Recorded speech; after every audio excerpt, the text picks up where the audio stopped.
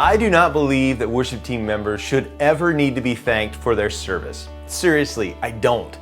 Having the privilege of leading God's people into an awareness of His presence and glory should be more than enough satisfaction for anyone.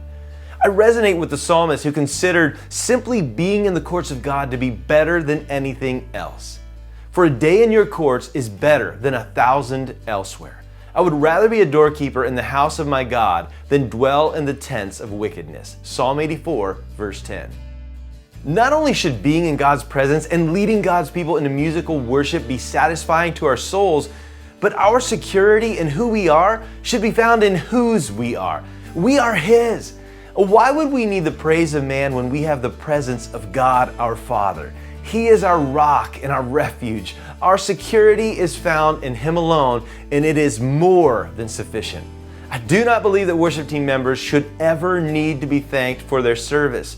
But why not do it anyway? Let's talk about that a little bit more on today's weekly worship thought.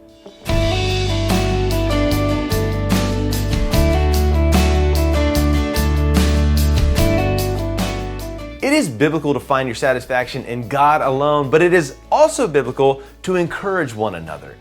But encourage one another daily, as long as it is called today, so that none of you may be hardened by sin's deceitfulness.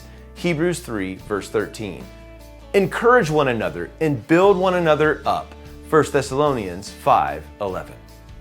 The reality is that our worship team members spend hours of practice and preparation each week so that they can bring a skillful contribution to the musical worship.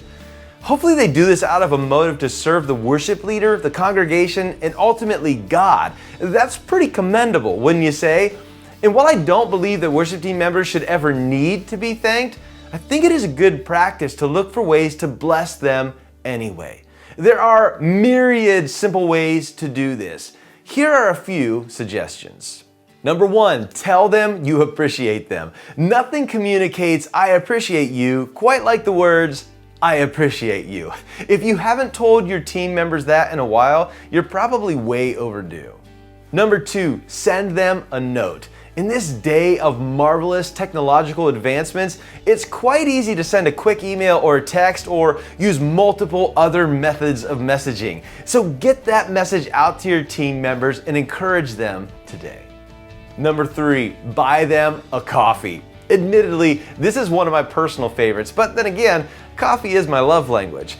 On the way to rehearsal, consider picking up an extra Java or 9 and treat the team to some piping hot liquid love. If it's not practical to stop by on your way, or if you don't think that coffee would be allowed in your rehearsal space, consider giving a $5 gift card as a token of your appreciation, and they can pick up the coffee on their own time. Believe me, a little bit of Starbucks goes a long way. I want to take this opportunity to do something super practical. First me, then you. I want to say that I really appreciate you watching these videos and investing your time into personally growing physically in skill as well as spiritually as we draw these truths from the timeless Word of God. I truly hope these videos have been helpful to you. That is the reason I am making them. And as a small way of saying thank you, I want to give out 10 Starbucks gift cards. This is not a joke. I am serious. The first 10 people who leave a comment on this video and then email me will receive a Starbucks gift card. So here's what you need to do. Simply leave a comment on this video on YouTube saying what you appreciate about the Weekly Worship Thoughts supplemental video series as a whole. Then send me an email at jeffpolen@mac.com with the subject Starbucks gift card. Easy, right? Well, that was my part. Now it's your turn. This is what I want you to do. I want you to look for a way to intentionally encourage someone on your worship team in a tangible, meaningful way this week. You could simply tell them that you appreciate them, send them an encouraging note, buy them a coffee, take them out for lunch, or do whatever else comes to your mind. Let's be people who live out this simple biblical command. Encourage one another.